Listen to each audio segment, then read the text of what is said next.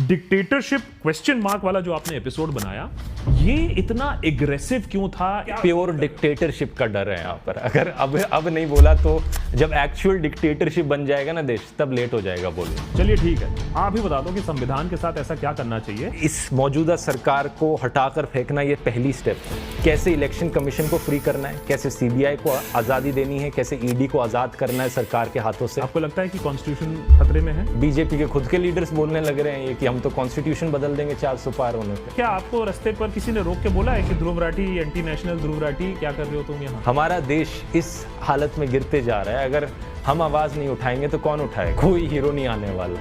आपके तार आम आदमी पार्टी से जुड़े नहीं, ये सब झूठ है, ये झूठे आरोप लगाते हैं। अगर मुझे सही में पार्टी से पैसे लेने होते तो मैं बीजेपी के पास जाता सबसे पहले। सबसे ज्यादा पैसे उन्हीं के पास है।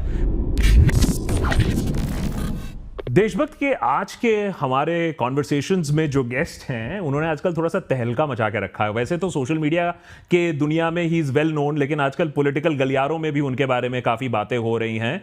ध्रुव Rathee, many thanks for joining us here on Deshbhakt conversations. Always a pleasure having a conversation with you. लेकिन आज का कॉन्वर्सेशन थोड़ा ज्यादा खास है, specially because we are just a few days away from the elections. और आपके जो आजकल वीडियो आ रहे हैं, काफी धुआंधार वीडियो चल रहे हैं। एजुकेशन से जो आपके ऑलरेडी काफी पॉपुलर वीडियो हुआ करते थे, और अब जो पॉलिटिकल वीडियोस आ रहे हैं, उनमें एक नया जोश दिख रहा है, तेजी दिख रही है, एग्रेशन दिख रहा है।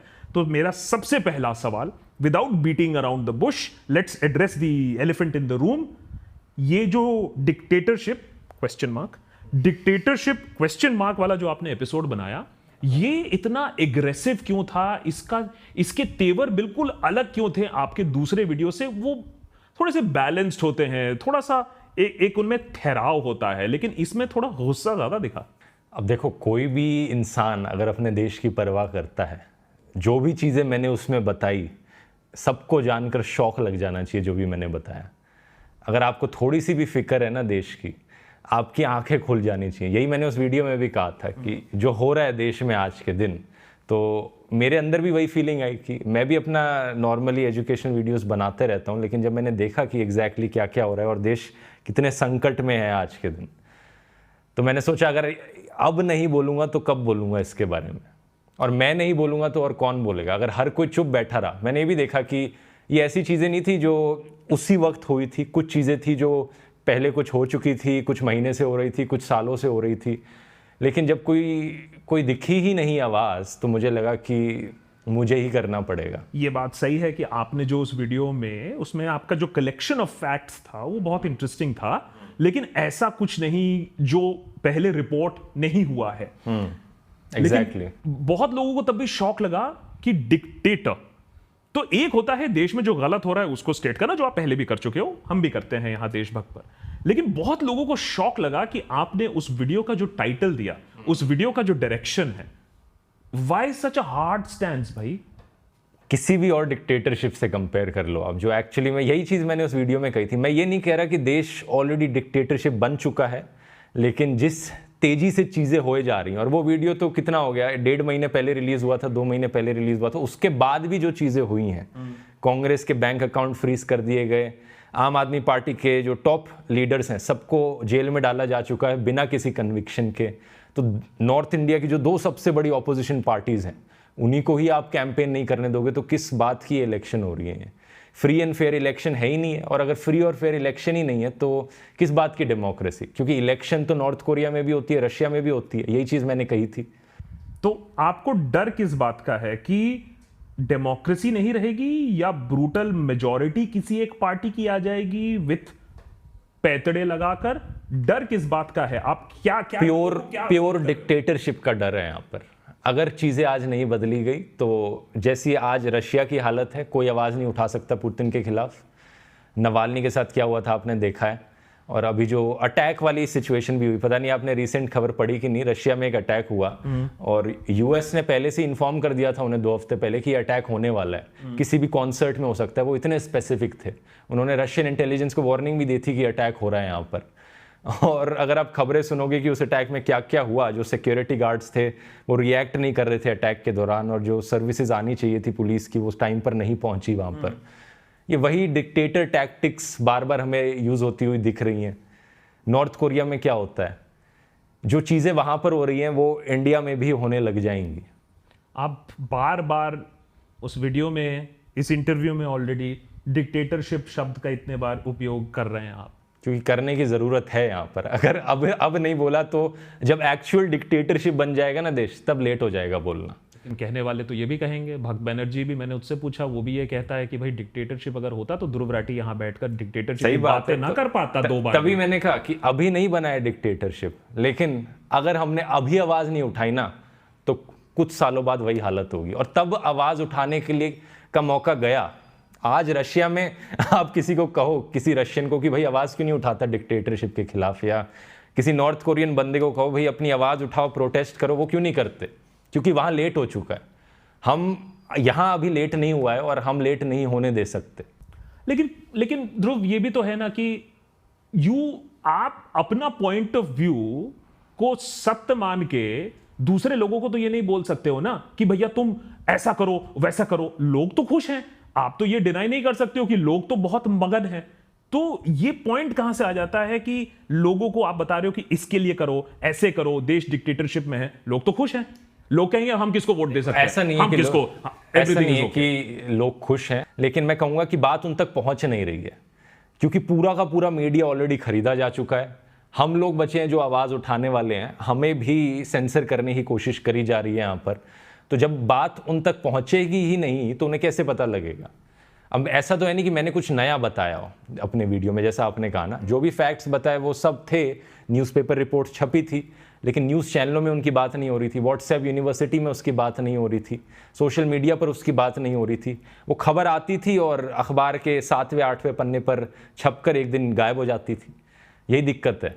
अच्छा चलो, मान लिया कि मीडिया कैप्चर्ड है, काफी हद तक इंफॉर्मेशन लोगों के पास नहीं जा रही है, लेकिन यह बात भी सत्य है कि बहुत लोगों के पास, जिनके पास पूरी इंफॉर्मेशन है, पूरा इंटरनेट है, पूरा मीडिया है, वो भी सब कुछ जानते हुए भी कहते हैं ठीक है ध्रुव राठी तुम जो बोल रहे हो ठीक है, लेकिन हम और किसको वोट दे सकते हैं, देयर इज नो ऑल्टरनेटिव। उसका क्या जवाब है तुम्हारे पास? देखो, ये तो वही बात हो गई, जब अगर ब्रिटिश राज था जब देश में, कुछ लोग कहते कि अंग्रेज नहीं तो और कौन।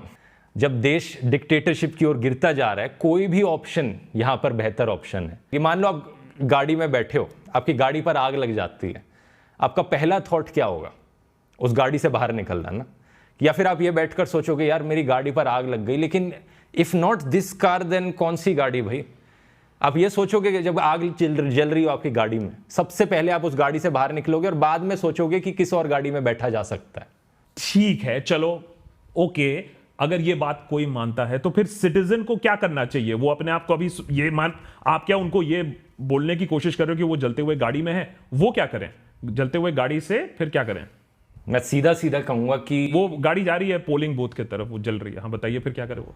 अभी आज के दिन जो ऑप्शंस बचे हैं देश को डिक्टेटरशिप की ओर गिरने से बचाने के, वो कम होते जा रहे हैं। मीडिया पूरा बिक चुका है, इलेक्शन कमीशन के ऊपर प्रेशर है, सरकार चुनती है उन्हें, ईडी सीबीआई जैसी एजेंसीज की कोई रेपुटेशन रह नहीं गई है। सुप्रीम कोर्ट के जजेस के ऊपर इतना प्रेशर पड़ता है कि जब सुप्रीम कोर्ट के जजेस रिटायर हो जाते हैं तभी वो खुलकर बात कर पाते हैं, और जो एग्जिस्टिंग जजेस हैं वो खुलकर डिसीजंस भी नहीं ले पा रहे हैं। और ये इलेक्टोरल बॉन्ड्स का तो सिर्फ एक डिसीजन था जो उन्होंने सरकार के खिलाफ लिया हो, लेकिन कितनी ऐसी और चीज़ें हैं, उन पर अपना प्रेशर है। तो बचा कौन यहाँ पर? बस हम और आप जैसे लोग बचे, जो इस वीडियो को देख रहे हैं वो लोग बचे, देश के नागरिक। और 2024 की ये इलेक्शन यही आखिरी मौका है हम सब के लिए, वोटिंग की ताकत से देश को बचाने का, देश की डेमोक्रेसी को बचाने का। तो सीधा सीधा मैं कहूँगा कि अगर हमें देश को डिक्टेटरशिप की ओर गिरने से बचाना है तो वोट करो जाकर, और अपने आसपास के लोगों को बताओ वोट करें, उन्हें बताओ कि देश आज किस हालत में है। और एक एक व्यूअर जो इस वीडियो को देख रहा है वो सोचना कि आपके पास कितनी ताकत है। अगर हम कितने 1 करोड़ लोग हैं सब्सक्राइबर्स आपके, मेरे मिलाकर होंगे, उससे भी ज़्यादा हैं वैसे, लेकिन अगर हर एक इंसान अपने आसपास के 100 लोगों को बताए सच कि क्या चल रहा है, डिक्टेटरशिप की हालत क्या है, अपने आसपास 100 लोगों को कन्विंस करने की कोशिश करे कि देखो देश यहाँ इस हालत में गिर जाएगा अगर हमने कुछ नहीं किया तो जाकर वोट करो। वोट कैसे करना है, किसी का वोटर आईडी नहीं बनाया, उन्हें बताओ क्या करना है। तो एक एक इंसान 100 पर भारी पड़ सकता है, और ये 1 करोड़ लोग सभी 100 करोड़ लोगों को जागरूक कर सकते हैं। आपको सोशल मीडिया पर इतना भरोसा है कि आप सोशल मीडिया पर नहीं, देश के नागरिकों पर इतना भरोसा है, जो हम लोगों को देख रहे हैं आज के दिन लोग, उन पर इतना भरोसा है। आपको यंगस्टर्स बहुत देखते हैं, ये तो एनालिटिक्स यूट्यूब ही बता देगा। हम लोग ये बात भी करते हैं कि कैसे हमारे पेरेंट्स की जनरेशन को व्हाट्सएप ऑलरेडी खा चुकी है, क्योंकि वो व्हाट्सएप देख देख के उनका दिमाग और भेजा फ्राई हो चुका है।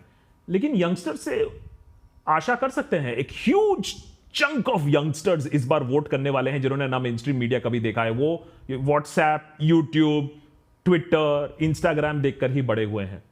उनसे ज्यादा आशा है या उनसे कम आशा है? कोई एज की लिमिटेशन नहीं है, कोई जेंडर की लिमिटेशन नहीं है, कोई धर्म की लिमिटेशन नहीं है। जो लोग हर कोई जो इस वीडियो को देख रहा है, जिस इंसान को देश की परवाह है, उसे ये एक्शन लेना चाहिए, उसे डेमोक्रेसी का सिपाही बनना चाहिए। एंड वोटर को फिर क्या देखना चाहिए? मैं ये नहीं कह रहा हूं कि और देशभक्त पर तो हम कभी किसी पार्टी विशेष को सपोर्ट या अपोज नहीं करते हैं, लेकिन आपका थॉट प्रोसेस क्या है? आप क्या वोटर को क्या फिर देखना चाहिए? सिर्फ एक चीज देखनी चाहिए कि डिक्टेटरशिप को आने से रोकने के लिए क्या करना है देश में। जो सरकार देश को डिक्टेटरशिप की ओर ले जा रही है, उसे सत्ता से पहले बाहर निकालो, उसके बाद देखेंगे क्या करना है। सबसे पहली स्टेप ये है अब यहाँ पर, और सबसे क्रिटिकल स्टेप है ये। उनसे क्या कहना चाहोगे जो लोग कहते हैं कि नहीं नहीं ठीक है? बहुत सारे अंकल भी हैं जो ड्राइंग रूम में बैठकर कहते हैं कि डिक्टेटरशिप अच्छा है, देश चलेगा, ट्रेन टाइम पर मैं उन्हें कहूंगा कि एक बारी अपने मन से इस बात को निकाल दो कि नरेंद्र मोदी देश के लिए अच्छे हैं, वो ये करते हैं। आपकी जो पर्सनल प्रेफरेंसेस हैं उन्हें एक बारी अपने दिल से निकाल दो और सच्चे दिल से चीज़ों को देखने की कोशिश करो, एक थर्ड पर्सन पर्सपेक्टिव से कि क्या हो रहा है, जो फैक्ट्स यहाँ पर हो रहे हैं, जो इवेंट्स आपके सामने हो रहे हैं, किसी को अरेस्ट किया जा रहा है, किसी के अकाउंट्स फ्रीज किए जा रहे हैं, क्या ये सही हो रहा है? मुझे नहीं लगता कोई भी सच्चे दिल से इस चीज को देखकर कह सकता है कि ये सही हो रहा है। ओके।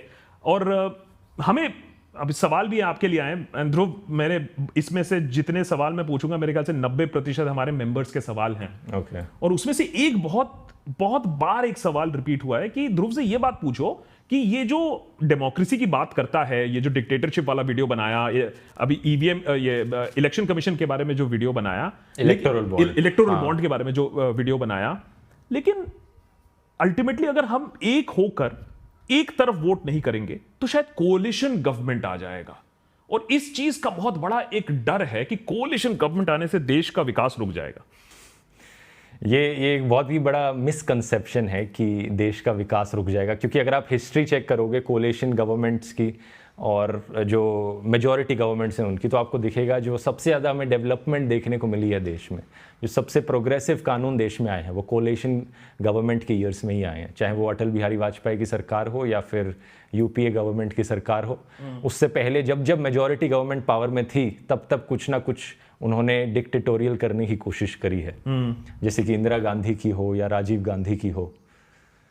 तो और ये एक दूसरा परसेप्शन जो लोगों का गलत होता है कि स्टेबिलिटी खत्म हो जाएगी देश में अगर कोलिशन गवर्नमेंट आ गई। तो मैं पूछना चाहूँगा कि स्टेबिलिटी है कहाँ देश में? आज एक इंसान तो बैठा सब कुछ चला रहा है, ईडी उसके हाथ में, सीबीआई उसके हाथ में, सुप्रीम कोर्ट के जजेस पर प्रेशर वहाँ से पड़ता है, कोई इंस्टीट्यूशन तो बचा ही नहीं। क्या स्टेबिलिटी बची है देश में? किस चीज़ की स्टेबिलिटी बची है? मीडिया को बोलने का हक नहीं बचा। कल को आप क्या कपड़े पहनते हो, आप किस टाइप का खाना खाते हो, किस टाइप की फिल्में देखते हो, ये भी वो ऊपर से बताएगा। अगर ऐसा होता है कि कल कोई और सरकार आती है, या फिर अगर ऐसा कल कोई होता है कि आपको बोला जाता है कि भाई ध्रुव राठी आप इतने वीडियो बनाते हो, चलिए ठीक है, आप ही बता दो कि संविधान के साथ ऐसा क्या करना चाहिए जिससे ये डिक्टेटरशिप। ये बड़ा अच्छा सवाल है, क्योंकि जैसा मैंने कहा कि इस मौजूदा सरकार को हटाकर फेंकना ये पहली स्टेप है। दूसरी स्टेप है, जो भी नई सरकार आएगी, हमारा काम तब से शुरू होगा, आपका और मेरा। हमें उन पर प्रेशर बनाना होगा कि एग्जैक्टली क्या क्या कानून पास किए जाएं जिससे कि इंस्टीट्यूशंस का इंडिपेंडेंस वापस आ सके और आज के बाद देश कभी भी इस हालत में वापस ना गिर सके। कैसे इलेक्शन कमीशन को फ्री करना है, कैसे सीबीआई को आज़ादी देनी है, कैसे ईडी को आज़ाद करना है सरकार के हाथों से, ये सारे कानून बिल पास करने के लिए हमें प्रेशर बनाना पड़ेगा, जो भी नई सरकार बनेगी उस पर। मैं ये नहीं कह रहा हूं कि आप किसी पार्टी का नाम लो या किसी पार्टी की तरफ लोगों को पुश करो, because that's not our job. लेकिन आपको क्या लगता है कि लोगों को कौन सी टाइप ऑफ पार्टी को चूज करना चाहिए अगर ये डिक्टेटरशिप का इशू है? तो कौन सी पार्टी? बिकॉज ये भी तो बोला जाता है, देखो करप्ट तो सारे ही पार्टीज हैं। बात सही है, देखो इसमें कुछ गलत नहीं है, क्योंकि कुछ लेवल तक करप्शन हर पार्टी में है, कुछ लेवल तक ये डिक्टेटोरियल जो चीज़ें करी जा रही हैं ये और पार्टीज़ में भी करी जा रही हैं, जैसे टीएमसी पर भी ऐसी आरोप लगते हैं जो काफ़ी हद तक सही है मैं कहूँगा। लेकिन जिस स्केल पर यहाँ सेंट्रल गवर्नमेंट ये कर रही है वो स्केल खतरनाक है यहाँ पर, जिससे सबसे बड़ा खतरा देश को पहुँच रहा है वो सेंट्रल गवर्नमेंट से पहुँच रहा है आज के दिन। आपको लगता है कि कॉन्स्टिट्यूशन खतरे में है अगर 400 पार हो गया तो? खुद ही बोल रहे हैं वो, बीजेपी के खुद के लीडर्स बोलने लग रहे हैं ये कि हम तो कॉन्स्टिट्यूशन बदल देंगे 400 पार होने पे। दूसरा मेरा जो बड़ा सवाल और जो मैंने देखा आपका जो दूसरा, आजकल आपके हर वीडियो के बाद तो बहुत सारे ट्विटर पर भी बस होता है, आप ट्रेंड भी कर रहे थे इतने दिनों से, as a matter of fact मैंने देखा।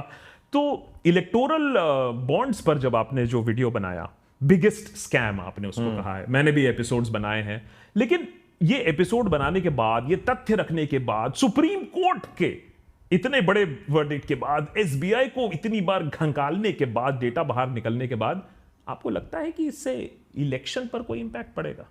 अगर लोगों को जागरूक किया गया तो जरूर पड़ेगा, अगर लोगों तक खबरें ही नहीं पहुंचाई गई तो नहीं पड़ेगा। कुछ लोगों को लगता है कि ये इलेक्टोरल बॉन्ड का स्कैम सिर्फ हम यहाँ पर 6,000 या 12,000 करोड़ की बात कर रहे हैं इसलिए छोटी सी चीज़ है, ये कोई इतनी बड़ी चीज़ नहीं है। लेकिन एक बहुत बड़ा कारण था, मैंने इसे देश के इतिहास का सबसे बड़ा स्कैम क्यों कहा। इसके पीछे कारण ये था कि अगर आप इसके अंदर जाके, क्योंकि ये एक स्कैम नहीं है, ये स्कैमों का भंडार है, अलग अलग छोटे छोटे स्कैम्स, छोटे बड़े स्कैम्स इसके अंदर भरे हुए हैं। एक एग्जाम्पल लेकर देख लो, मैंने जो वीडियो में लिया था कि कोई प्रोजेक्ट था किसी सरकार का जिसकी कॉस्ट पड़ रही थी 84,000 करोड़ रुपीस, उसकी कॉस्ट इन्फ्लेट करके 1.4 लाख करोड़ रुपीस बना दी।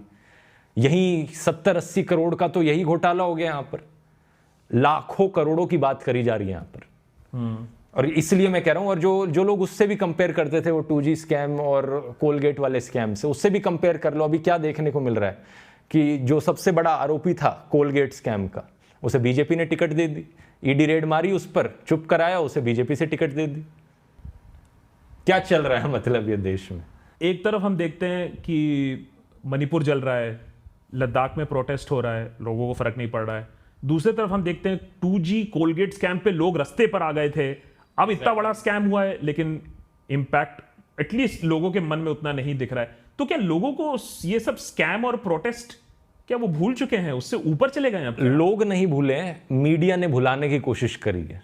असल में जब मीडिया जब तक बातों को पहुंचाएगा नहीं जनता तक, तब तक लोगों को पता कैसे चलेगा लद्दाख में क्या हो रहा है, मणिपुर में क्या हो रहा है? उन्हें आइडिया ही नहीं है इस चीज़ का। एक बार, तभी मैं कह रहा हूँ कि एक एक व्यूअर जो इस वीडियो को देख रहा है उसको वो बस सोचे कि कैसे 100 लोगों तक अपना संदेश पहुंचा सकता है। क्योंकि आप अपने आसपास के 100 लोगों को बताओ क्या हो रहा है, मणिपुर में क्या हो रहा है, लद्दाख में क्या हो रहा है, इलेक्टोरल बॉन्ड्स का क्या मुद्दा है, कैसे देश तानाशाही की ओर गिरता जा रहा है। एक्टिव एजुकेशनलिस्ट से एक्टिविस्ट का टैग लग जाएगा। देखो सच बताऊं तो मुझे मज़ा नहीं आता ये करने में, मुझे मज़ा तो अपने एजुकेशन वीडियोस बनाने में आता है। पैसे भी वहीं ज़्यादा मिलते हैं, स्पॉन्सर्स भी वहीं ज़्यादा आते हैं, और इससे जो कंट्रोवर्सी है वो भी नहीं होती। तो मेरी रेपुटेशन के लिए, पैसों के लिए, हर चीज़ के लिए, अपनी पर्सनल एंजॉयमेंट के लिए वही वीडियोस बनाने बेहतर थे। लेकिन मैंने ये देखा कि आज जब इतना बड़ा देश, हमारा देश इस हालत में गिरते जा रहा है, अगर हम आवाज़ नहीं उठाएंगे तो कौन उठाएगा?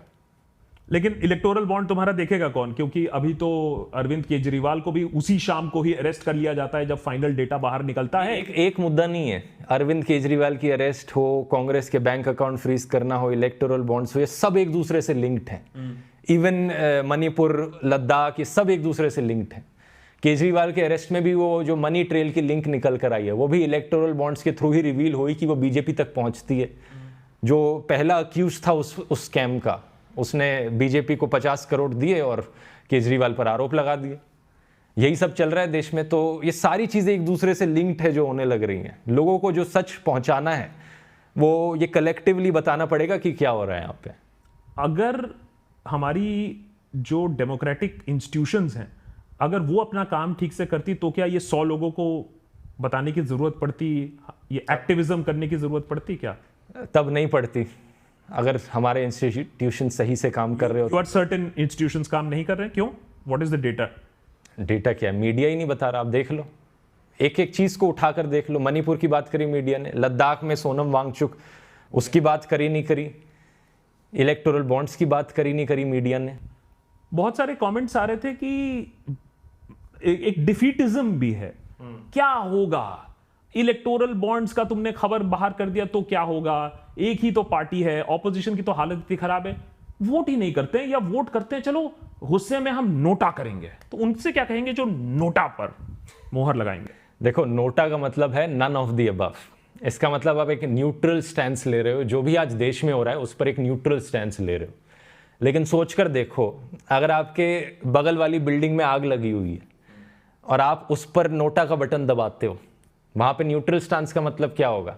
कि आप चुपचाप खड़े रहते हो, कुछ नहीं करते, किसी को नहीं बताते, बिल्डिंग को ऐसे ही जलते रहने देते हो। ये होगा नोटा का मतलब। यहां पर भी नोटा का मतलब यही है कि देश डिक्टेटरशिप की ओर गिर रहा है, आपको परवाह ही नहीं है देश की, आप नोटा का बटन दबा रहे हो और कहते हो मैं तो न्यूट्रल हूं। आप आशा करते हो, मैं भी आशा करता हूं कि लोग इस इंटरव्यू को देखें, ये बात माने, लोगों को एजुकेट करे। मीडिया खबर नहीं पहुंचा रही है, ये इसमें तो मेरे ख्याल से एक चीज पर तो डिबेट मेरे ख्याल से कोई भी नहीं करेगा, होपफुली। पता नहीं आज के देश में क्या है, इस पर तो नहीं करते कोई, मीडिया नहीं इन्फॉर्म कर पा रही है। हमें जो पसंद नहीं करते हैं वो भी इतना तो कहते हैं कि हाँ भाई हम तुम्हें देखते हैं क्योंकि खबर हमें मिलती है। लेकिन एक तरफ आप एजुकेट करने की कोशिश कर रहे हो, इन्फॉर्म करने की कोशिश कर रहे हो, लेकिन ध्रुव राठी आपको यह भी मालूम है कि आपकी जितनी भी पॉपुलैरिटी हो या जितने भी लोग आपका वीडियो देख ले, एक और पूरा तबका है ऑफ इन्फ्लुएंसर्स जो गर्ल्स, गन्स, गैंग्स, फाइट्स दिखाकर पॉपुलर होते हैं, यहां तक कि पुलिस को इंटरवीन करना पड़ता है उनके यूट्यूब एक्टिविटीज पर, लेकिन वो बहुत पॉपुलर हैं, उनकी बहुत पुल है और इनको भी पॉलिटिकली अप्रोप्रिएट किया जा रहा है। एक तरफ आप लोगों को डिक्टेटरशिप के बारे में बता रहे हो, उधर ही वो डिक्टेटोरियल फोर्सेस इनके साथ बैठ के यूट्यूब वीडियोस भी बना रही है। उससे कैसे हराओगे ध्रुव? ये तो लोगों को सोचना होगा कि किस व्यूअर को, किस यूट्यूबर को वो देखते हैं, किस इन्फ्लुएंसर से प्रेरित होते हैं। मेरी तरफ से बस इतना ही कहना होगा कि आप जब किसी भी चीज़ को देख रहे हो, किसी भी वीडियो को देखते हो यूट्यूब पर, किसी इन्फ्लुएंसर को फॉलो करते हो या टीवी पर कुछ देखते हो, अपने दिमाग को डस्टबिन की तरह ट्रीट मत किया करो, क्योंकि जो भी आप देखते हो उसका इम्पैक्ट आपके मन पर पड़ता है। अगर आप ये देख रहे हो कि इन्फ्लुएंसर्स गन्स का शो ऑफ कर रहे हैं या ड्रग्स का शो ऑफ करते हैं, तो क्या चीज़ें आप सीख रहे हो उनसे? डिस्ट्रक्टिव हैबिट्स जो है, नफरत फैलाना, आपके मन में क्या आता है उनको देखकर। तो मैं तो यही कहूँगा, अब किसी भी चीज़ को देखने से पहले जज किया करो। बिग बॉस के बारे में मैंने यही कहा था कि सोचो क्या मिल रहा है आपको देखकर। एंटरटेनमेंट के मतलब पर यह नहीं कि दिमाग को डस्टबिन की तरह बना दो। इनका होल्ड तो है, दैट यू एडमिट, आपसे ज्यादा है। होल्ड है क्योंकि आपसे ज्यादा है, होल्ड है क्योंकि लोगों को कंट्रोवर्सी देखनी पसंद होती है असल में। और ज्यादातर लोग जो इन्हें देखते हैं बस इसलिए देखते हैं कि अरे अब क्या नया बवाल कर दिया इसने, चलो देखो अब क्या कलेश हो गई यहाँ पर। मजा आता है उन्हें वो कंट्रोवर्सी देखने में। कोई इसलिए नहीं फॉलो कर रहा है क्योंकि मैं दिल से सपोर्ट करता हूँ, इससे कुछ नया सीखने को मिलेगा इससे मुझे। वो बस ड्रामे के लिए देखते हैं लोगों ने। ध्रुव राठी की आर्मी है क्या? नहीं, मेरी कोई आर्मी नहीं है। आर्मी सिर्फ एक है देश में, इंडियन आर्मी। बहुत सारे जो अभी ऑफ लेट मैं देख रहा हूं कि यूट्यूबर्स को, और इतना बजट भी है सरकार के पास, तो बहुत सारे यूट्यूबर्स जो पॉलिटिक्स नहीं करते हैं वो पॉलिटिकल कमेंट्री कर रहे हैं, इंटरव्यूज बहुत सारे हो रहे हैं। आपका भी एक लिंक जोड़ा जाता है, जैसे मैं आकाश बनर्जी हूं तो फिर मैं तो ममता बनर्जी का भतीजा हूं। किसी को मैं ना भी समझाऊं, अब मैं ही बोल देता हूं हाँ भाई ठीक है तुम ही सही बोल रहे हो। उसी तरीके से आपके तार आम आदमी पार्टी से जुड़े होते हैं, चाहे आप डिनाई करो या नहीं करो। तो ये तार कब से जुड़े ये बता दो, आज एडमिशन, आज आप भी बता दो कब जुड़े ये तार। पहले वाले सवाल पर दो सवाल हैं यहाँ पे। पहला आपका सवाल ये है कि जो बाकी इन्फ्लुएंसर्स ये कर रहे हैं, मुझे लगता है उसके पीछे उनका सेल्फिश मोटिव है कि लोग मोस्टली लोग अपने सेल्फ प्रिजर्वेशन के लिए देखते हैं। उन्हें अगर दिखता है कि सच के लिए आवाज़ उठानी यहाँ पर ज़्यादा मुश्किल है, उन्हें इससे कुछ इफेक्ट पड़ेगा, शायद उनके ऊपर इनकम टैक्स की रेड हो जाएगी या ईडी आ जाएगी उनके पास, और दूसरी तरफ यहाँ ऑप्शन है कि चुपचाप बैठे रहो, सरकार की तारीफ करो, अवार्ड दे देंगे हम आपको, स्टेज पर आकर प्राइम मिनिस्टर से मिलने का मौका मिलेगा, इतनी तारीफ कर दी जाएगी। तो आसान ऑप्शन है वो चुनना। अंगूर खट्टे है ना, आपको अवार्ड नहीं मिला इसीलिए आप ये कह रहे हो। मैं सही बताऊं, अगर कोई पार्टी मुझे पैसे दे रही होती अगर मुझे सही में पार्टी से पैसे लेने होते तो मैं बीजेपी के पास जाता सबसे पहले। सबसे ज़्यादा पैसे उन्हीं के पास हैं, मुझे अवार्ड भी मिलता, मेरी स्टेज पर तारीफ भी होती, मेरे लिए तो बहुत ही आसान ऑप्शन है वो करना। और लेकिन आप में फकीरी नहीं है। मैंने वो ऑप्शन इसलिए नहीं चुना क्योंकि मुझे सही में देश की परवाह है। मैं अपने सेल्फिश मोटिव्स को सेकंड प्रायोरिटी दे रहा हूं और सबसे ऊपर मैं देश को लगा रहा हूं यहां पर, क्योंकि मुझे देश की परवाह है। इसलिए मैं ये मुश्किल द रोड नॉट टेकन है ना, वो ले रहा हूं यहां पर। हाँ, लेकिन वो रोड आम आदमी पार्टी तक तो गई नहीं। ये सब झूठ है, ये झूठे आरोप लगाते हैं क्योंकि इनके पास कुछ बोलने को नहीं होता।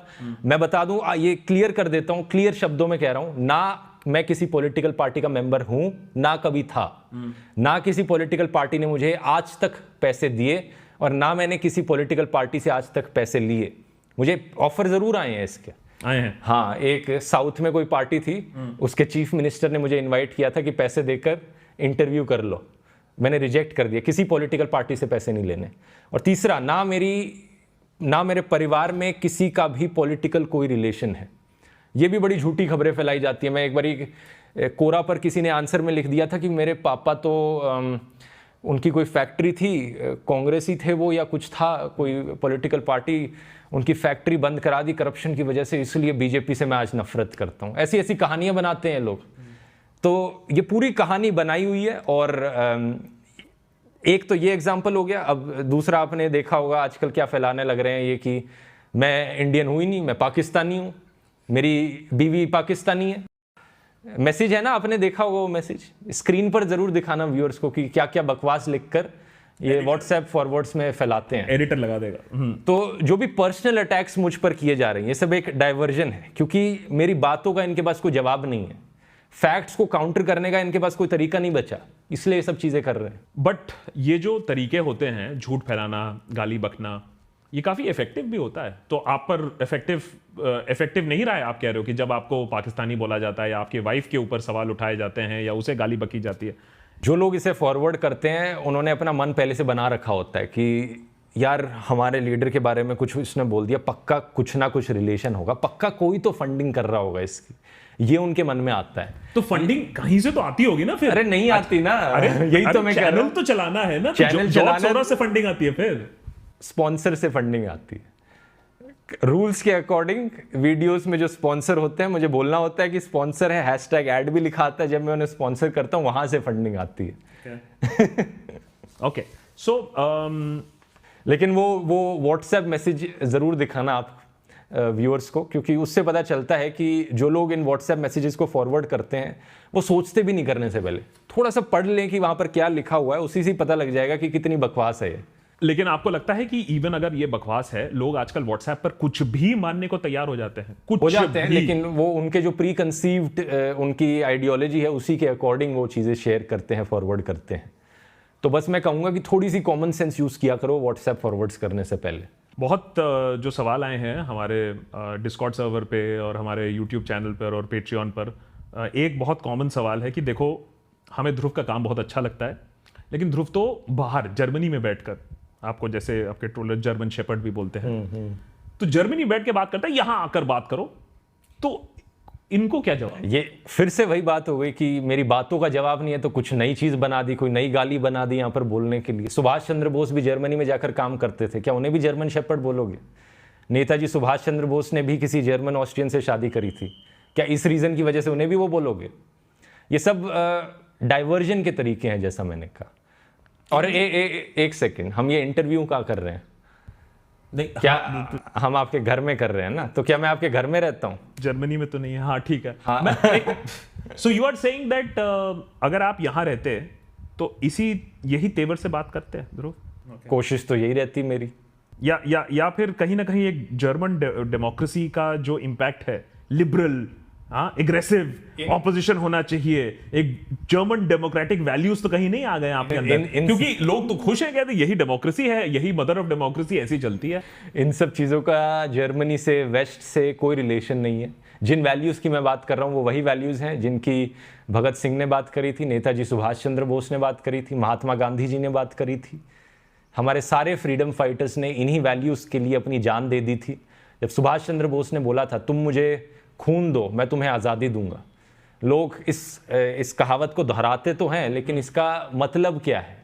थोड़ा सोच कर देखा है? इसका मतलब है कि आपकी खून की, आपकी आज़ादी की जो कीमत है वो आपकी खून की कीमत से ज़्यादा है। ये मायने हैं फ्रीडम के। इस हद तक हमें जाना चाहिए आज़ादी के लिए फाइट करने के लिए। और जो आप गिरते हालत की बात कर रहे हो, एक उसमें सवाल भी आया है और मैं तो खुद एक्सपीरियंस करता हूं इसमें, तो सेल्फ सेंसरशिप जो आज हुआ है वो कितना आपको करना पड़ता है? क्योंकि हर आदमी आपको प्राइवेटली ये बोलेगा हाँ हमें सोच के बोलना पड़ता है, तो आप भी सोच के बोल रहे हो अपने वीडियोस में? सोचकर तो बोलना ही पड़ता है, क्योंकि नहीं तो कुछ भी गलत बोला जा सकता है। लेकिन जहाँ तक ओवरऑल सेल्फ सेंसरशिप का सवाल है, थोड़ा बहुत ज़रूर मैं कहूँगा हर इन्फ्लुएंसर अपने आप को कहीं ना कहीं सेल्फ सेंसर कर रहा है, क्योंकि माहौल ऐसा है। इवन कॉमेडी यूट्यूबर्स वो भी सोचते हैं 2 बार कि इस पर जोक करूं या ना करूं, इस पर लोग ऑफेंड होंगे, किसके सेंटिमेंट्स हर्ट होंगे। पता नहीं, आजकल तो आईपीएल टीम्स पर भी कोई जोक कर दिया, किसी के सेंटिमेंट हर्ट हो जाते हैं। ट्विटर पर ट्रेंड चल रहा था उस दिन, मैंने देखा था। तो हर कोई कुछ हद तक सेल्फ सेंसर कर रहा है अपने आप को, लेकिन मेरी कोशिश यही है कि जितना खुलकर मैं बोल सकूं उतना खुलकर बोलने की कोशिश कर रहा हूं। YouTube में एक सबसे ज़्यादा जो सवाल आपका आया है आपके ऊपर, इस बहुत क्लियरली लोग आपको काफ़ी टाइम से जो फॉलो कर रहे हैं वो एक ट्रिजेक्ट्री देख पाए हैं आपकी वीडियोस की, कि कहीं ना कहीं उनका मानना है कि ध्रुव ने बीच में आशा छोड़ दी थी, वो पॉलिटिकल वीडियो से एजुकेशनल वीडियो पे चले आए हैं और अब इलेक्शन से पहले काफ़ी ज़्यादा एग्रेसिव तरीके से वापस आए। तो उनका सवाल ये है कि ये एग्रेशन जो आ रहा है ये कहीं टाइमिंग की वजह से तो नहीं है कि आप सिर्फ एक टाइमिंग देखकर ये वीडियोस ऐसा कर रहे हो, या there is more to it? क्योंकि एजुकेशन छोड़कर आप वापस पॉलिटिक्स में काफी एग्रेसिवली आप वीडियोस बना रहे हो, क्यों? मेरा पैशन जो है वो एजुकेशन वीडियोस बनाना है। पॉलिटिक्स के वीडियोस अब मैं जो बना रहा हूँ ये मजबूरी की वजह से बना रहा हूँ, मजबूरी आसपास की हालातों को देखकर। और जब ये करोगे, कहाँ एजुकेशन वीडियो में आराम से रिस्पेक्ट भी मिलेगा, सिविल सर्वेंट एस्पिरेंट्स भी आपको देखेंगे, लेकिन यहां आपको गाली गलौच मिलेगा, थ्रेट्स मिलेंगे। एग्जैक्टली। तो कितना आपको इंपैक्ट करता है? क्योंकि प्रॉब्लम यह है कि जो सही बात बोलना चाहता है, जो एक प्रोग्रेसिव बंदा है या लिबरल बंदा है या ग्लोबल आउटलुक वाला बंदा है, वो 5 गालियां खा के वो चुप हो जाता है। हर किसी को यही सोचना चाहिए कि देखो, देश को बचाने के लिए ऐसा तो है नहीं कि कोई आसमान से आकर टपकेगा। फिल्में देखकर लोगों को लगता होगा कि कोई हीरो आ जाएगा जो देश को बचा लेगा। कोई हीरो नहीं आने वाला, ये मैंने सोचा है। और इसको लेकर एक फ्रेज हो सकता है कि मैं नहीं तो और कौन, हम नहीं तो और कौन। आपकी टी शर्ट पे लिखा है we the people of India, हम ही इंडिया हैं, हम नहीं तो और कौन देश को बचाएगा। How to handle this trolling? आपकी चलिए मोटी चमड़ी है, मेरी भी कभी कभी हो ही जाती है, इतने दिनों से हो गई है, लेकिन एक नॉर्मल बंदा क्या करेगा जब इतनी उसको ट्रोल किया जाएगा? अरे फैमिली मेंबर्स और एलुमनाई ग्रुप नहीं छोड़ते हैं, बाकी तो आप आईटी सेल को मारो गोली, यहां तो फैमिली वाले पीछे पड़ जाते हैं। तो उनको क्या बोलोगे कि अगर वो सच बोलना भी चाहे तो क्या करें? देखो, हर किसी को कन्विंस करने की कोशिश मत करो। जो बहुत ही किसी इंसान ने बिल्कुल ठान ली है कि वो अपना मन नहीं बदलेगा, तो दूसरे पर मूव करो। क्योंकि इंडिया में अभी भी एक बड़ा सेक्शन है 20-30% वोटर्स का जो नॉन पॉलिटिकल है। उन लोगों को कन्विंस करने की कोशिश करो। अपने आसपास जाओ, झुग्गी झोपड़ियों में जाकर देखो, अपने हाउस हेल्पर्स को बताओ देश में क्या हो रहा है। सब अपने आसपास के दुकानदारों के पास जाकर देखो, उन्हें बताने की कोशिश करो क्या हो रहा है। रीच आउट करो ज़्यादा से ज़्यादा लोगों को अपने मोहल्लों में, अपने नेबरहुड्स में। और अगर कोई नहीं मानता है तो ठीक है, नहीं मानता, अगले आदमी पर मुड़ जाओ। आप जो कह रहे हो ना रीच आउट, तो उसी तरीके से रीच आउट तो डिजिटल मीन से भी हो सकता है कि अगर एक ध्रुव राठी ने भी अगर एक चैनल अपने बूते पर खड़ा किया था तो दूसरे लोग भी कर सकते हैं। शुरुआत आपने फिर क्या सोच के किया था जब ये चैनल आपने स्टार्ट किया था? तब व्हाट वाज द इंस्पिरेशन उस समय? किसको इन्फॉर्म करना था, किसको एजुकेट करना था, जो आप मोबाइल फोन लेके चल पड़े? नहीं, शुरू में तो जो ऐसी वीडियोस बनाए थे मैंने कुछ, जो सबसे पहला वीडियो था वो एक वाटर पार्क का वीडियो था। फिर मैंने कुछ ऐसी मूवी के ट्रेलर्स एडिट करके डाले। वीडियो एडिटिंग मुझे पसंद थी, एज अ पैशन मैं वो कर रहा था। ठीक है। फिर धीरे धीरे मुझे पॉलिटिक्स में इंटरेस्ट आया, एजुकेशनल वीडियोस बनाने में इंटरेस्ट आया। तो जो भी मेरा पैशन था बस मैंने वही फॉलो किया, मैं कहूँगा। और यूट्यूब वीडियोस बनाने में मुझे मज़ा आता है, इसलिए मैं बनाता हूँ। सिंपल सी बात है। तो जो इनिशियल पॉलिटिकल वीडियोस बनाए थे वो क्या सोच के बनाए थे कि देश में कोई चेंज लाओगे? पैशन था, मैं कहूँगा। मुझे बहुत मोटिवेशन था मेरे अंदर इसके ऊपर बोलने का। जो बात दिल से निकल रही थी, बस मैं वो उसे करना चाहता था। और स्टार्ट कैसे किया था? क्या हार्डवेयर लेके स्टार्ट किया था? सिर्फ एक स्मार्टफोन था मेरे पास। And then when did you get a camera? फिर कितने फॉलोअर्स के बाद कैमरा लिया? कैमरा तो बहुत बाद लिया है, शायद से 2020-21 के बाद। बिकॉज मुझे बहुत सारे लोग पूछते हैं कि यूट्यूब चैनल स्टार्ट करने के लिए कौन सा कैमरा खरीदूं, बहुत बार सवाल। अच्छा, नहीं, इसके लिए कैमरा खरीदने की ज़रूरत नहीं, स्मार्टफोन भी काफ़ी हो सकता है इनिशियली, क्योंकि जब तक मेरे 2 मिलियन फॉलोअर्स नहीं हो गए थे तब तक मैं स्मार्टफोन से शूट कर रहा था चीज़ों को। और जो व्लॉग्स हैं, जो बड़े हाई क्वालिटी व्लॉग्स हैं, वो भी सिर्फ स्मार्टफोन पे शूट किए जाते हैं। कोई एक्सटर्नल माइक जैसे यहाँ आप यूज़ कर रहे हो, ये भी नहीं किया जाता। तो सब कुछ स्मार्टफोन से करना पॉसिबल है, एडिटिंग भी स्मार्टफोन से करनी पॉसिबल है।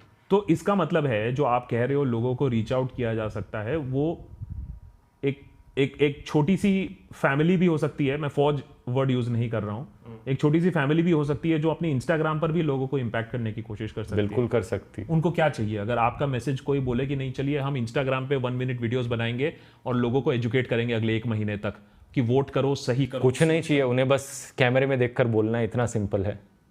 लेकिन अगर आप प्रॉपरली यूट्यूबर बनने की कोशिश कर रहे हैं, कंटेंट क्रिएटर बनने की कोशिश कर रहे हैं, तो कुछ और चीज़ें हैं जिनके बारे में आपको सोचना होता है। लाइक जैसे कि किस नीश में आप जाएंगे, एग्जैक्टली कौन सी स्किल्स पर आप फोकस करेंगे। इसकी मैंने डिटेल में बात अपने यूट्यूबर वाले कोर्स में करी है, जो तीसरा कोर्स मैंने भी रिलीज़ किया है। वो इसी पर फोकस्ड है कि अगर आपको कंटेंट क्रिएशन को अपना करियर बनाना है या पार्ट टाइम जॉब बनाना है तो ये आप कैसे कर सकते हैं। इनफैक्ट मैं आपके व्यूअर्स को एक डिस्काउंट भी देना चाहूँगा, अगर किसी को कोई इंटरेस्टेड है आपके देशभक्त व्यूअर्स में से उस कोर्स को खरीदने में।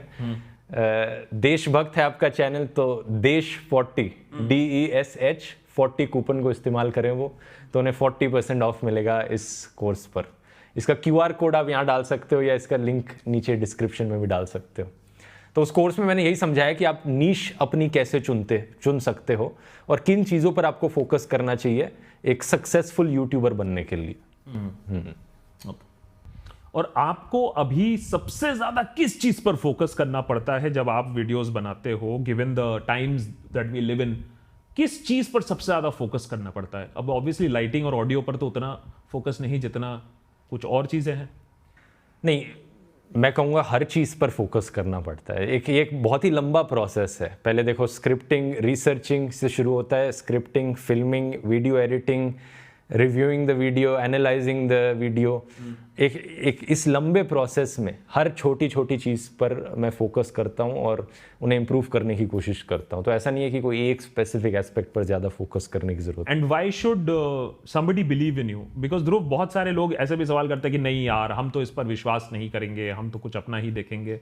आप पर विश्वास क्यों करे आदमी? मत करो मेरे ऊपर विश्वास। मैंने कभी नहीं कहा कि मेरे ऊपर विश्वास करो। बस जो फैक्ट्स मैं आपको वीडियो में दिखा रहा हूँ उन पर गौर करो। क्योंकि वीडियो में हमेशा किसी ना किसी न्यूज़पेपर क्लिपिंग का इस्तेमाल किया जाता है। मैं यहाँ पर सेकेंडरी सोर्स हूँ। प्राइमरी सोर्स वही है जो इन्वेस्टिगेटिव जर्नलिस्ट मेहनत से आज भी काम कर रहे हैं, जिनकी ज़्यादा बात नहीं करी जाती है, जो अखबारों के 7th 8th पेज पर खबर छप रही है, उन्हीं को ही मैं निकाल कर आपके सामने रख रहा हूँ यहाँ पर। तो आप खुद से फैक्ट चेक करके देखो कितना सच बोल रहा हूँ, मेरी बात में कितना सच है। खुद से अपने सोर्सेज को देखो, खुद उन अखबारों पे जाओ, प्राइमरी सोर्सेज को इवैल्यूएट करो और जज कर लो। एक चीज होता है कि लोग ये गोदी मीडिया बहुत देख रहे हैं, और दूसरा होता है, मेरा तो पर्सनली मानना है कि वेब में काफी इंटरेस्टिंग इंफॉर्मेशन है, जर्नलिज्म हो रहा है। तो आप अपने व्यूअर से क्या कहते हो? उन्हें क्या देखना चाहिए? चलो, ध्रुव राठी का तो एक एपिसोड आता है, हफ्ते में 2 आ जाएंगे, 3 आ जाएंगे, बाकी टाइम वो क्या देखेगा? What would you tell them? क्या कंज्यूम करने के लिए? इंफॉर्मेशन कंज्यूम करने के लिए वो क्या देखे? देशभक्त देखे। ये तो प्लग हो गया, चलिए ठीक है। बट इंफॉर्मेशन है, यू आर सेइंग दैट जो काम आपका होता है या हमारा होता है, जो हम रिसर्च करते हैं, जिसके काम पर हम बेस करते हैं, तो वो इंफॉर्मेशन है। क्या लोग नहीं देख रहे हैं? क्योंकि मैं काफी बार देखता हूं कि इंफॉर्मेशन है लेकिन कंजम्पशन नहीं है। प्रॉब्लम कहां है? एटीट्यूड की थोड़ी सी मैं कहूँगा कि जो ट्रेडिशन है हमारा वो यही था कि न्यूज़ जो है वो टीवी में देखी जाएगी। हमारी पिछली जनरेशन्स भी वैसा ही करती थी, तो आज भी लोग वही फॉलो करते हैं कि अगर न्यूज़ देखनी है तो अखबार पढ़ो या टीवी में देखो। तो सोशल मीडिया को as a source of information ज़्यादा कंसिडर नहीं किया जाता है। अब ये चीज़ बदल रही है और इसलिए मैं कहूँगा कि लोगों का थोड़ा फोकस इस पे लाने की ज़रूरत है। और ये आपके साथ कितनी बार हुआ है कि चलो ठीक है, आपने बहुत मेहनत किया, फैक्ट दिखा, ये वो, उसके बाद वीडियो निकलने के बाद फैक्ट में चेंज आ गया, नया फैक्ट आ गया, नया इन्फॉर्मेशन आ गया, आपका वीडियो उल्टा पड़ गया, ऐसा होता है? बिल्कुल होता है ऐसा जब भी होता है मैं पिंड कमेंट में या डिस्क्रिप्शन में मेंशन कर देता हूँ कि अब ये चीज़ बदल गई है, या वीडियो में मैंने ये चीज़ गलत बोल दी थी, अनइंटेंशनल मिस्टेक थी, वहाँ पर मैं मेंशन कर देता हूँ। इनफैक्ट ऐसी गलतियों को मिनिमाइज करने के लिए मैंने एक पूरा सिस्टम बनाया है, मैंने एक एक्सेल फाइल बनाई है जो पिछले वीडियोस की मिस्टेक्स को नोट डाउन करती है, जिसमें मैं लिखता हूँ कि किस टाइम स्टैम्प पर क्या गलती थी, क्यों वो गलती हुई, किसकी गलती थी टीम में, और क्या इंटेंसिटी थी उस गलती की, ठीक करने के लिए क्या किया उस गलती को। और जब से हमने इस सिस्टम पे काम करना शुरू किया तब से जो फ्रीक्वेंसी थी अनइंटेंशनल मिस्टेक्स की वो बहुत कम हो गई है। मैंने फेक न्यूज़ फैलाते थे, इसका मतलब? नहीं, फेक न्यूज़ नहीं फैलाता था। अनइंटेंशनल मिस्टेक और इंटेंशनली फेक न्यूज़ फैलाने में बहुत फ़र्क है। अनइंटेंशनली कुछ गलतियां हो जाती थी, कहीं पढ़ने में गलती हो गई, कहीं बोलने में गलती हो गई। जैसे कई बारी मैं 29 ईयर्स लिखा था एज वहाँ पे किसी की एक वीडियो में, तो मैंने उसे 39 पढ़ दिया, ऐसी गलतियाँ हो गई। तो इन सब चीज़ों को मैंने रिकॉर्ड किया, देखा क्यों ये गलतियाँ हो रही हैं, कैसे हम इन्हें रिव्यू के वक्त करेक्ट कर सकते हैं, और अब ये बहुत कम हो गई हैं। पहले वीडियोज़ में ज़्यादा होती थी, अब बहुत कम हो गई हैं पहले के कंपैरिजन में। तो आपकी टीम कितनी बड़ी है? मैंने 50-100 लोग हैं, कितने लोग हैं? 50-100 तो नहीं है, 10 हैं, 10-11 हैं मैं कहूँगा। So you are saying that 10 लोगों के साथ एक YouTube channel mainstream media के नैरेटिव को compete कर सकती है? बिल्कुल कर सकता है, क्योंकि हमारे पास सच की ताकत है, हमारे पास वो पैशन है जो मेन स्ट्रीम मीडिया के पास नहीं है, और हमें देश की फिक्र है, उनको बस अपनी फिक्र है। और विद द चेंजिंग टेक्नोलॉजी बहुत सारे जो यंगस्टर्स हैं वो एक ही, मैंने मुझे हर दिन, आई एम श्योर आपको भी बहुत सारे मेल्स आते होंगे, और अभी आपके इंटरव्यू के समय भी बहुत सारे लोगों ने ये सवाल पूछा है कि एज ए यंगस्टर आपका वीडियो तो हमने देखा, हमने पॉलिटिक्स समझा, लेकिन हम अपने लाइफ के साथ क्या करेंगे, क्योंकि यहाँ ना जॉब्स की प्रॉब्लम है, करियर की इश्यूज हैं, AI is also stepping in. Youth को पॉलिटिक्स सोचने से पहले अपना लाइफ के बारे में भी सोचना इतना उन लोगों को स्ट्रेस लग रहा है, तो पॉलिटिक्स कहां से देखेंगे वो? बात ठीक है, पहले अपनी लाइफ पर भी फोकस करना चाहिए ऑब्वियसली, और उन्हें अपने करियर के बारे में भी सोचना चाहिए, और जैसे जैसे ज़माना बदल रहा है उन्हें उसके साथ अडेप्ट करना चाहिए मैं कहूँगा। आजकल आर्टिफिशियल इंटेलिजेंस के आने की वजह से बहुत सारी जो नौकरियां हैं उन पर असर पड़ेगा। बहुत सी ट्रेडिशनल नौकरियां, और जो जिसमें कॉलेज जाते थे या पढ़ाई करते थे, आपको लगता था कि अब गारंटी हो जाएगी जॉब मिलने की, अब ये ज़माना चला गया, क्योंकि चीज़ें इतनी तेज़ी से बदल रही हैं।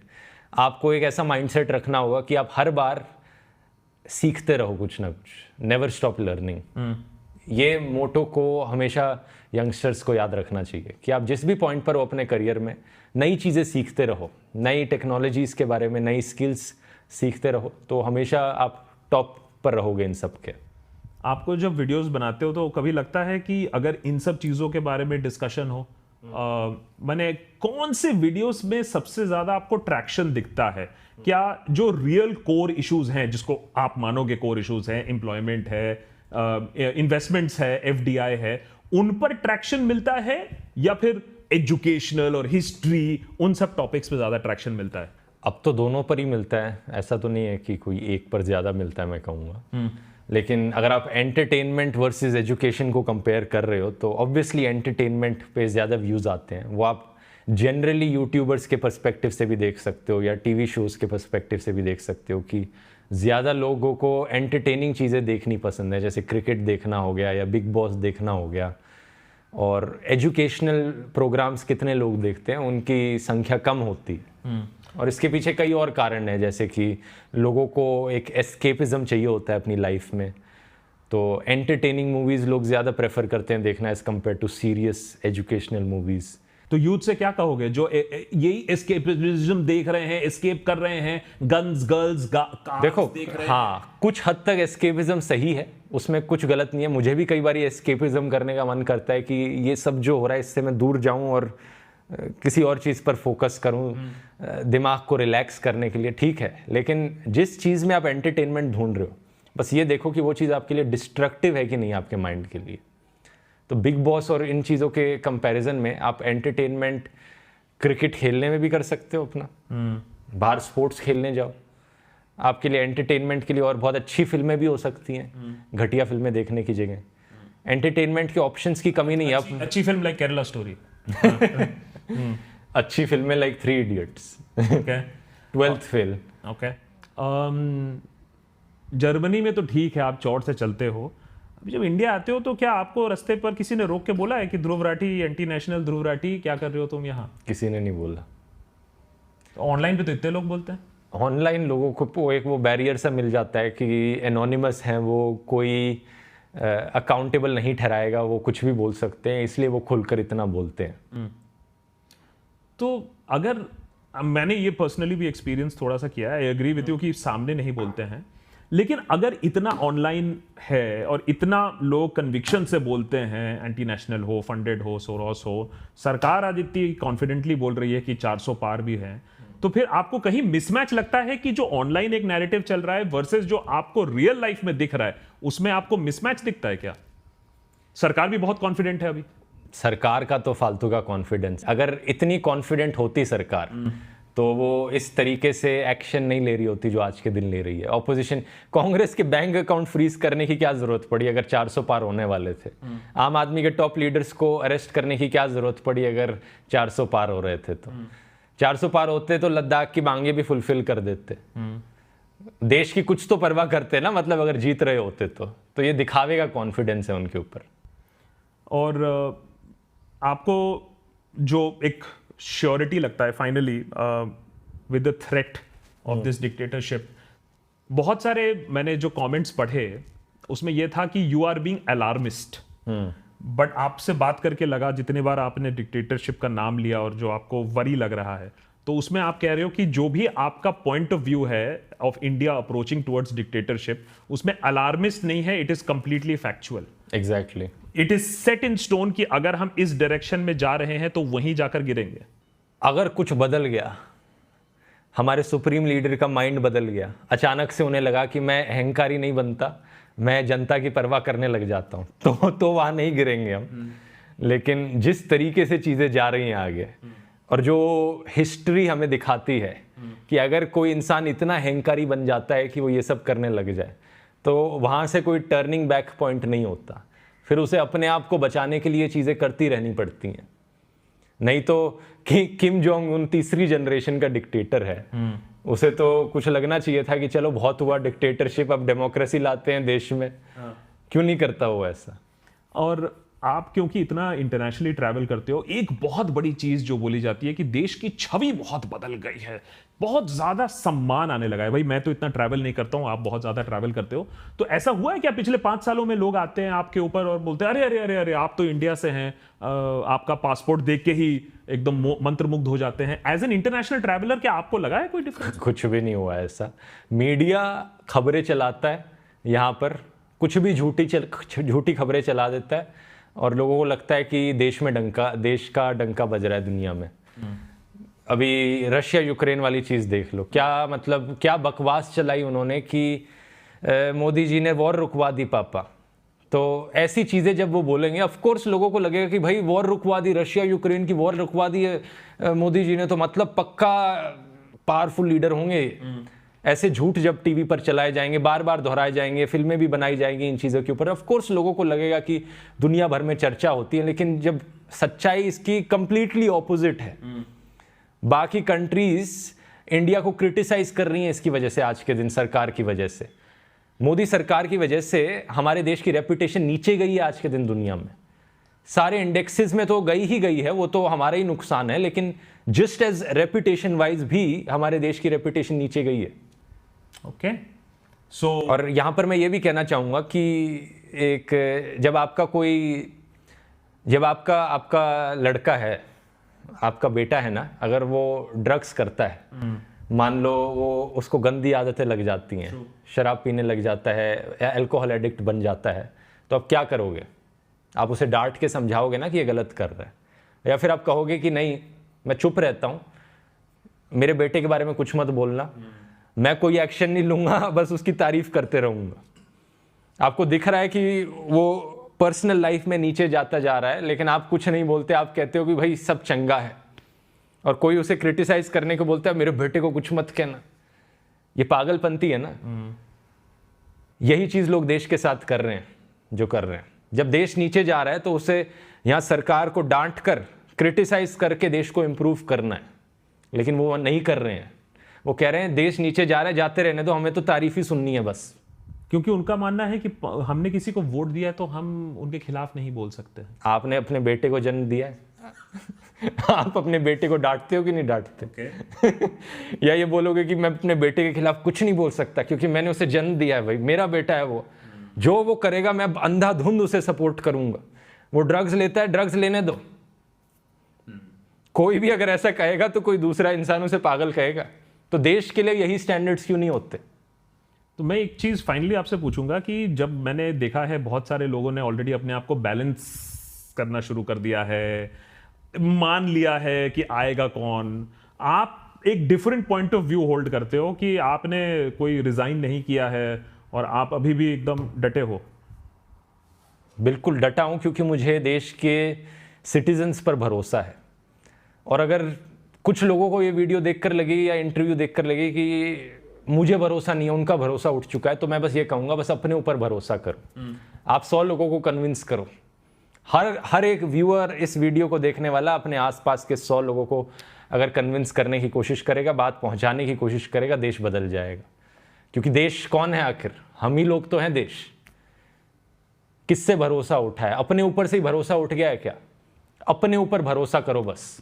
मुझे अपने ऊपर भरोसा है, आपको अपने ऊपर भरोसा होना चाहिए। इस व्यूअर को, इस वीडियो को देखने वाले 10 मिलियन लोगों को अपने ऊपर भरोसा होना चाहिए। उन 1 करोड़ लोगों को अगर अपने ऊपर भरोसा हो गया ना कि वो बदल सकते हैं चीज़ों को, तो देश भी बदल जाएगा। इसमें तो खैर एब्सोल्युटली कोई डाउट नहीं है। और आएगा जो, जाएगा जो, उससे ज्यादा है कि भरोसा अपने ऊपर रखना है। आई थिंक इस चीज पर कोई डिबेट नहीं हो सकता है। आई जस्ट होप लोग इतनी सी बात डेफिनेटली समझ ले कि भाई वो अपना करे, जो भी हो सिचुएशन, चाहे वो कोर्ट्स का हो, मीडिया का हो या ऑपोजिशन का हो, कम से कम अपनी बात आगे रखो और अपने देश के बारे में सोचो। Dhruv, it's amazing, so thanks so much for having this conversation. I just hope इससे लोगों को भी थोड़ी बात समझ में आए। Thank you so much. Same. Thank you.